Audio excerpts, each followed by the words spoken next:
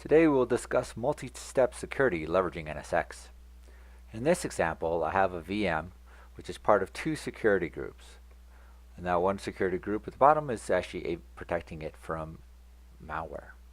Now I'm going to go into that VM and download the icar file, which will trigger the AV into providing a security tag on the VM.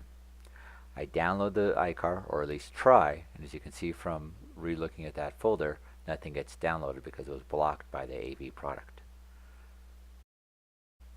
I now log into the Trend Micro Deep Security product, click on Computers, and get the events that occurred on that machine.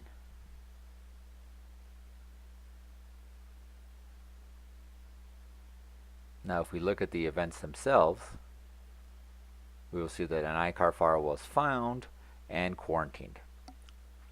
So what did this trigger? If we go back to the VM and I refresh it, you will see that a security tag has been applied to the VM, as well as the VM now joining a security violations security group, which it wasn't part of before. This event actually also triggered other things. One of them was to create a snapshot of the VM. This can be used for forensic purposes and to allow you to investigate the events later. The other thing that was created automatically is an RSPAN session.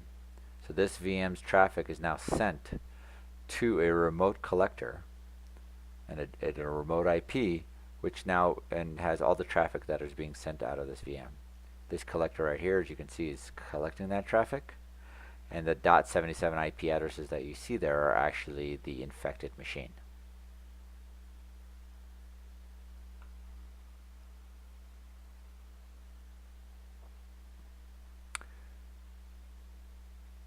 So now we go and we look at the security groups that we have created, and there's another feature that we have as part of this security group, the security violations group.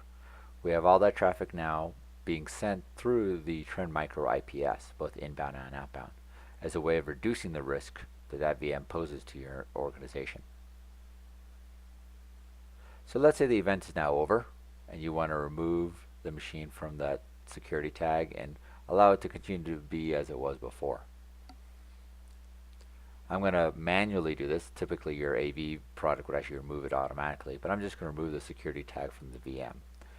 As soon as I do that and refresh, this triggers a few events. One of them being that the machine will be removed from the security violations security group.